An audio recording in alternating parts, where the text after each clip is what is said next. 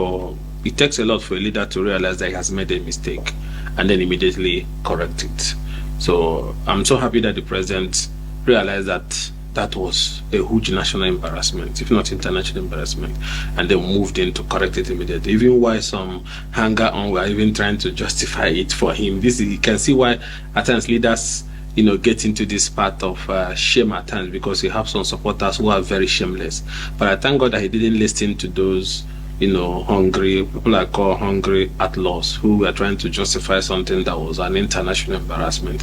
So I commend the president for being bold enough to issue the necessary knowledge and the court striking it out, bringing an end to that embarrassment. And I don't want it to just end there. I think he needs to find out, because those children were starved. So what kind of barbaric and archaic and mundane method of detention? And that goes a long way to show a lot might be going wrong with those detention facilities. It's also important an investigation is conducted to find out the status of these detainees facing different charges. It's like a kind of is it a confiscation site or what?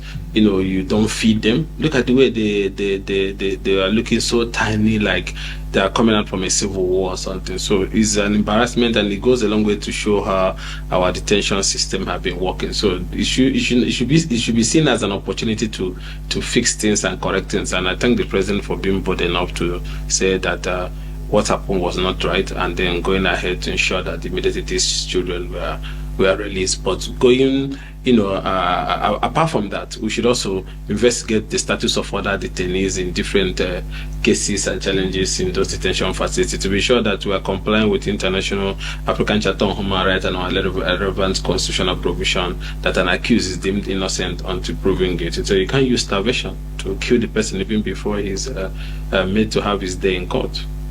And I think I will join to this by also pleading with the president the same way he reacted and responded to the feeling of Nigerians and the international community by discontinuing the embarrassing trial of these minors. He should also listen to the pleas from eminent Nigerians, eminent Igbo leaders, eminent individuals in different parts of the country, lawmakers and so on and so forth, who has at one time or the other called on the president to embark on the path of political solution in the Mazi Nnamdi Kanu case by discontinuing the trial. So you can see by what the president did in the minors case, he has exercised his constitutional power through the Attorney General take under Section 174 thereabout to discontinue any criminal trial, even treason that has a murder charge at any stage of that trial.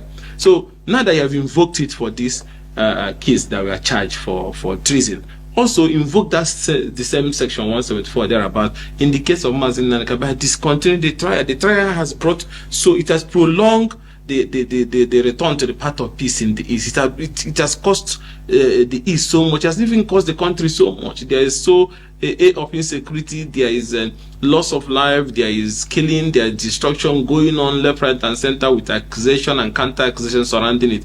What a listening president will do is to say, okay, let's find a political solution, and which is to discontinue the trial of Mazi Nnamdi Kanu, release him on bail, and then embark on the path for finding sustainable solutions to those security challenges. Remember, under Section 14, the primary responsibility of government is the protection of lives and property. So why do we have government? If government cannot protect lives and property, if government cannot listen to the people, if government cannot do things that can bring stability, then it's not government. So what I'm saying in effect is that this is a government, and they should live up to their responsibility by listening to what the people are asking for. When we had challenges in Niger Delta, when the bombing of oil pipeline, kidnapping of oil workers, killing of oil workers, there's a lot of atrocities that was happening then, whether right or wrong.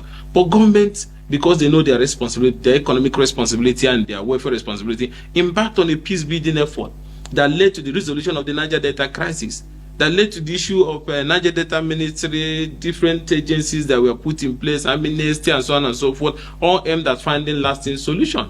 Even the security and pipeline contract was also given to Niger Delta people, and a lot of incentives that was given to Niger Delta people, and peace returned. And then when you had challenges in North Central, Buhari government was tinkering around grazing route, farm settlement, and all sorts of things, even though some of them people didn't find it funny. Those ones that has to do with taking away people's land, because they believe that some of the businesses that are leading to this conflict are private businesses, so they should be handled the same way private businesses are being. But government still went extra mile for that to say, okay, let's see how we can help them as Nigerians to be able to do their business in a way that it is less criminal and so on and so forth. So government did that.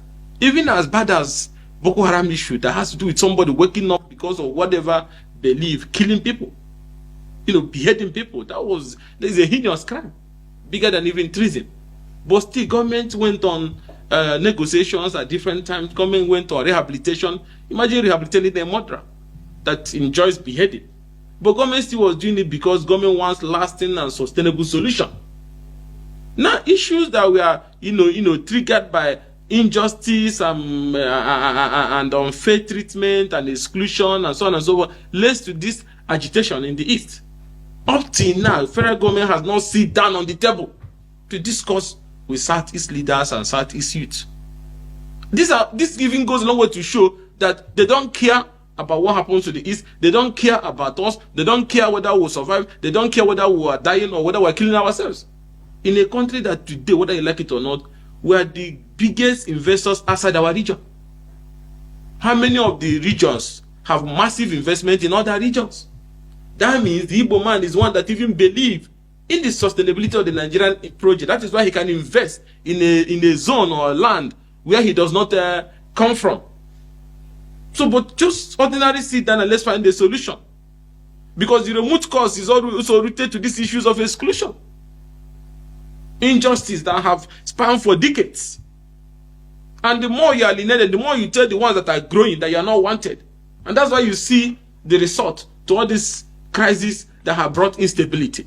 Now, instead of finding a way to calm nerves and restore it, you go about showing them, I don't care about you. So I'm using this as I'm commending the president for freeing discontinuing the treason charges against those kids. We're also begging him that exercise the same constitutional provision under section 174 thereabout, and let the Attorney General issue a knowledge and discontinue the trial of matters. And especially at the time that the judicial system has made conclusive pronouncement at different times, federal high court, different court, that this trial has no legal basis. At least in these cases there have been final pronouncement, but you're still fighting and must prove that he's guilty. That means hate. That means you hate the tribe. Because there's judgments of court that have said, release him.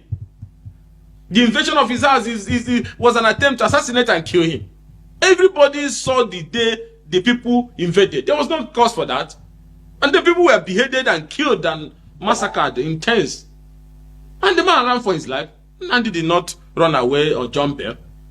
He invaded somebody's house. Just like the time those murderers from my area, in the name of politics, invaded to attempt to behead me and killed some of my family members. Didn't we flee? At the end of the day, when we were able to survive, are we going to, even if I was on bail, I should keep the head so that they can cut it off like ancient Greece. So the man had to run to survive. And then the extraordinary rendition is unknown to our law. It was a clear case of kidnap and abduction, which the court have also declared as illegal. So I've been issued there's even no trial. So why isn't Nandi still in detention? Because he's an Igbo man. That's why you have the same another traditional ruler that is kept in Lagos prison that the Lagos state government is trying. Because he said, if you don't stop attacking our businesses, if you don't stop killing our people, we are going to bring help to defend our place. Instead of you dealing with the hate that your people are projecting there in Lagos, that is leading to killing of our people, burning of our businesses, because we are exercising our constitutional right to either vote or choose leaders. You went after the traditional ruler who spoke in defense of their people, because they're an Igbo person. Other people in that same Lagos, both the traditional ruler has called for genocide against our people. None of them were charged. But he now said that if we don't stop burning this market that Igbo people are trading, if we don't stop throwing us into lagoon, if we don't stop attacking our people, that I will invite the ESN to come and defend the people in Lagos. That's what he said. And then all of a sudden, they dump him in court. They are prosecuting him and they have dumped him in Kirikiri. That our traditional leader is still in Kirikiri for almost 3 years now, more. They're not ready to prosecute him. Shawolu left him there. Because an Igbo man. So if we want to be one Nigeria, we should be honest and stop being stupid about the lies. In Igbo, they say, when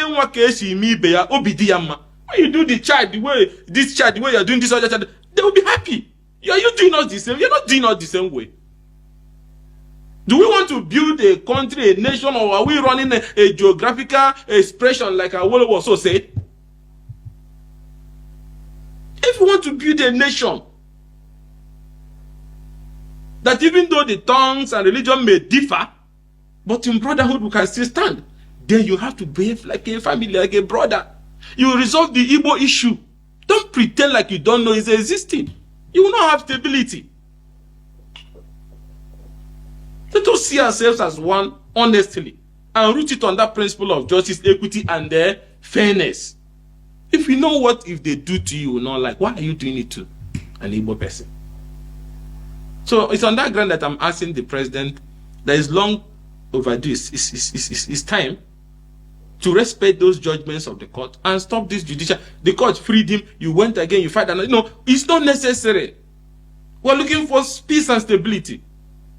70% of our people today will take Mr. President seriously when he talks about building a nation, uniting our people, bringing us together, making us to believe that he's about to renew hope, which includes justice. You have to renew my faith in the justice system, in the equity system, in the fairness system. That our people, 70% of our people believe that if President wants us to take him serious, he should first of all release Mazi Nnamdi Kanu and find a way to go to the table to find a permanent political solution to the challenges facing our people. Then we can take him serious. That's the way our people feel. Any of the Igbo leaders can come to Abuja and be lying to him. Those ones I call outlaws. They can be saying all sorts of nonsense. But down there in our place, they want this issue resolved. So that our people can now pick up what is left of their lives and move on. Because this issue is causing instability in our place. Farming activities is zero. Businesses are going down. Most people are no longer returning back. So resolving it starts with, okay, political solution, we'll give him bail. Then we'll go to the table and look at the issue. There's issues that led to those agitation. Those issues have been with us since 1960. Democratic leaders now also live with so much hypocrisy and incompetency and so on and so forth. They were now flashing it in our face like we don't belong. It's not about Nnamdi Kanu. Even if you take out Nnamdi today, the other generation that is coming are also having the same feeling rooted in their hearts. You see, have another person rise up. So finding a solution to them, a permanent solution should be the concern of every genuine leader. Because for how long are you going to keep treating people like that and expect them to believe? In this era of technological advancements, social media and everything, information moves so fast. So you don't, the way you can hide informations. People have opinions based on your actions. And coming from somebody who has fought the Deco days, democracy, inclusion, and so on and so forth, I'm just surprised that we're still having this conversation 1 year or going to 2 years in office. Just because of Abiola's election that was robbed. They floated the Deco, they fought. Some of them were charged for treason. There was bomb blast that time, remember? Even though there was accusation whether it was Abacha that was throwing the bomb or it was in the Deco people, Tinubu them were throwing it. There were the same transmitter now they kind of was using fire medium and Tinubu we had their own transmitter, radio Kudra, radio this. They were transmitting into the airways because they said they wanted the mandate to be restored. Now these people are asking for justice, equity, and fairness.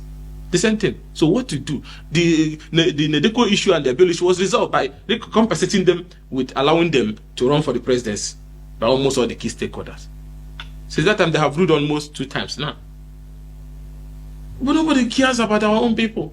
So how do you think the young people are feeling down there? They feel disconnected. They feel angry. In a country that they are working so hard for. All they are asking is for justice, equity, and fairness. That's what this selective application of democracy, selective application of the justice system, selective application of political opportunities, selective application of the electoral, everything that has to do with the East the method is different. Even the way you mount roadblock in the East, like is an Afghanistan that America just left from. From just Asaba, you be coming from Abuja, 1 or 2 checkpoints. By the time you get to Asaba, you're trying to cross the river Niger. From that place to where you see 48 checkpoints. What are you doing there? See, crime is still everywhere. It has turned into a collecting point for police or security agencies who are on those roads. Extorting the people, making them feel like you just want to annihilate them at all costs from all fronts. So these things are wrong. And like I said before, a true nationalist will focus and believe that equity, justice, and fairness is the fulcrum and the foundation for a united and peaceful country. Anybody that is talking about peaceful country without discussing the sacred core principles of justice, equity, and fairness is talking nonsense. You cannot have a united country, you cannot have a stable country without sitting down to address these core principles of justice, equity, and fairness. Not just by addressing it, but showing it in your body language and conduct. Today, you have a country that the Igbo man is not chief of army staff. The Igbo man is not IG. The Igbo man is not DG of DSS. The Igbo man is not customs CG. The Igbo man is not immigration head. The Igbo man is not central bank. The Igbo man is not finance minister. The Igbo man is not federal inland revenue. The Igbo man is not director of military intelligence. The Igbo man is not NSA. But still, they still believe. All they are asking is not even if you share those things with them, but restore peace in our place. Consider it a matter of national importance that peace will return to the East. We want you to make that a priority. That's all our people are asking for. And that we're not getting it up to now. So it's not that anybody hates anybody or no. In Igbo, the hand with which you extend, that's one we should receive. They are giving us bitter lemon every day. Look at the infrastructure in our place. Look at our major highways in the East. Look at our markets. Look at our energy situation. Look at the employment rate of our people in civil service. Look at the business opportunities available. Everything is self-help for our people. Business, building, everything. Even rehabilitation of our people that have been displaced since this crisis has started. Not even single one person. The Igbos are builders. The Igbos are nationalists. That is why they invest in every part of Nigeria. Just show them by your body language that though tongue, religion, everything will differ. But in this our brotherhood, we will rise, we are one.